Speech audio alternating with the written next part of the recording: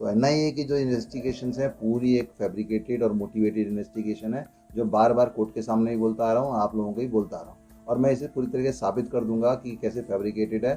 तो एनआईए की जितनी भी चीज़ें हैं इस सिर्फ और सिर्फ एक पॉलिटिकल मोटिवेशन के थ्रू, क्योंकि इन लोगों ने एनआरसी सीएए में एक आगे बढ़ चढ़ के हिस्सा लिया था, इसी वजह से सेंट्रल गवर्नमेंट के इशारे में ये एनआईए इन लोगों को फंसा रही है।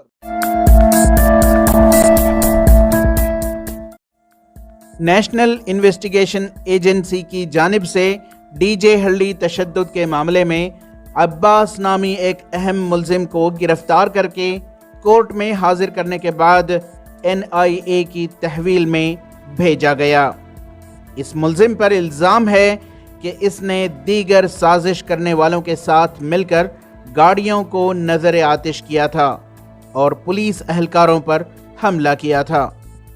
इस गिरफ्तारी के मुताल्लिक़ बात करते हुए केस की पैरवी कर रहे एडवोकेट मोहम्मद ताहिर ने कहा कि एनआईए की इन्वेस्टिगेशन मन घड़त है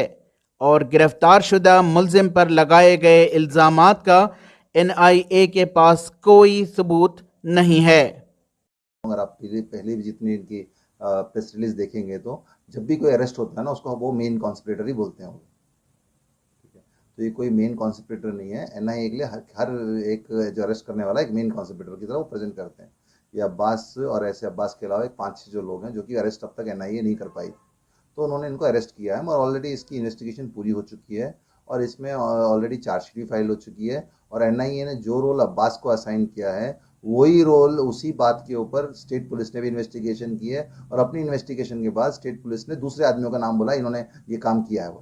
तो एनआईए की जो इन्वेस्टिगेशंस हैं पूरी एक फैब्रिकेटेड और मोटिवेटेड इन्वेस्टिगेशन है, जो बार बार कोर्ट के सामने ही बोलता आ रहा हूँ, आप लोगों को ही बोलता आ रहा हूँ, और मैं इसे पूरी तरीके से साबित कर दूंगा कि कैसे फैब्रिकेटेड है और ये है। और अब आप देखे होंगे जब भी कोई कल को दूसरा आदमी अरेस्ट होएगा तो एनआईए यही बात बोलेगी, बल्कि एनआईए की चार्जशीट में खुद फैक्ट है कि अब्बास और 3-4 लोग गोविंदपुर के वो सिर्फ और सिर्फ पहले एफआईआर रजिस्टर करने गए थे। ये सच्चाई पुलिस को ही मालूम है, एनआईए को ही मालूम है, और यही बात हर एक इन्वेस्टिगेशन में है। और एनआईए ने उसमें क्या एडिशन किया है कि बाद में इन लोगों ने मिलके कुछ लोगों के साथ मिलके बाइक जलाई,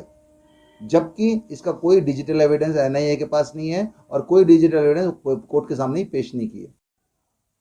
एडवोकेट मोहम्मद ताहिर ने बताया कि डीजे हल्ली तशद्दुद मामले में एनआईए मरकजी हुकूमत के दबाव में मज़कूरा मुल्ज़िमीन को फंसा रही है।